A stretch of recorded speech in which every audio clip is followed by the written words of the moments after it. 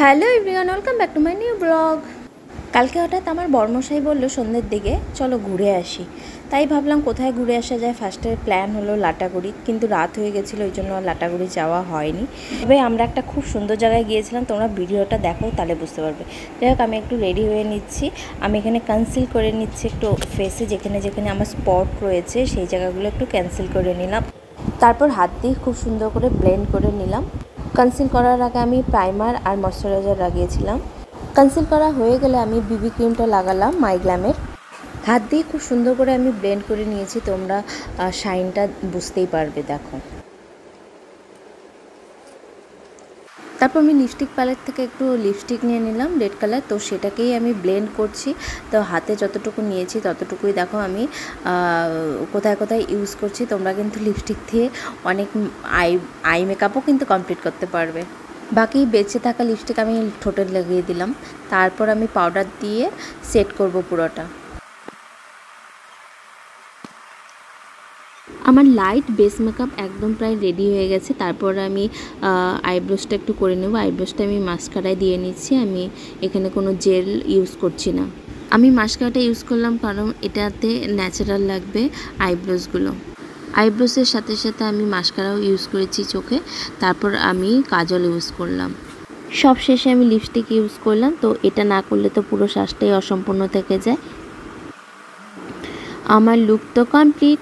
তোমরা দেখে বলো, আমাকে জানাও আমাকে কেমন লাগছিল। আমি একদমই একটা ন্যাচারাল লুক ক্রিয়েট করেছিলাম, তো এটা তোমরা করতে পারো। আর এই ড্রেসটা দেখো আমাকে বরমশাই দিয়েছে আমার জন্মদিনে, তো আজকে আমি ফার্স্ট টাইম পরলাম। কেমন লাগছে ড্রেসটা অবশ্যই জানিও। আর আমার লুকটা কেমন হয়েছে সেটাও কিন্তু জানাতে ভুলো না। তারপর চলো দেখা যাক আমরা কোথায় গিয়েছি। আমি রেডি হয়ে বেরিয়ে পড়লাম। তখন রাত প্রায় 8:45 বেজে গেছিলো।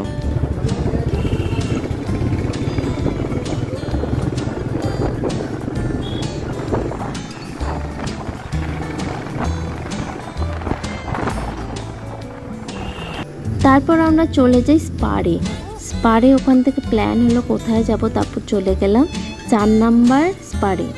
তো সেখানে একটা খুব সুন্দর রেস্টুরেন্ট ছিল, দেখো তোমাদের সাথে শেয়ার করছি।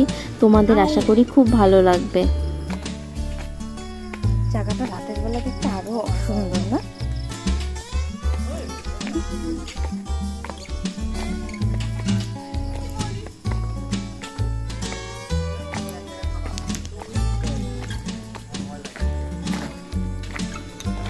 চারিদিকটা তোমরা দেখতে পাচ্ছ কতটা সুন্দর, মানে মোবাইলের থেকে সামনে গিয়ে অ্যাকচুয়ালি আরো বেশি ভালো লাগবে।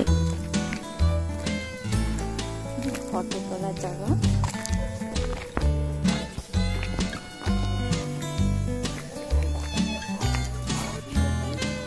ও, এখানে মাছ রাখা আছে।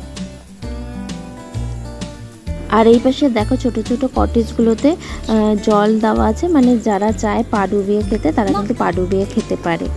চারিদিকটা প্রচণ্ড শান্তি নিরালা ছিল, এর জন্য জায়গাটা বেশি আরও ভালো লাগছিল। তোমাদের সাথে তো রেস্টুরেন্টের নামটা শেয়ার করতেই ভুলে গেছি। এটা ছিল সোনার রেস্তোরাঁ। তো সত্যি খুবই সুন্দর ছিল। আর জায়গায় জায়গায় এরকম অনেক সেলফি জোন ছিল। তো সবার লাস্টে আমরা খাওয়া দাওয়া কমপ্লিট করে একটু দোলনাও ছিল, দোলনা দুলে আমরা চলে যাই। তো ভিডিওটা কেমন লাগলো অবশ্যই কিন্তু কমেন্টে জানাবে। আর জায়গাটা কেমন লাগলো সেটাও কিন্তু কমেন্টে জানাতে ভুলবে না।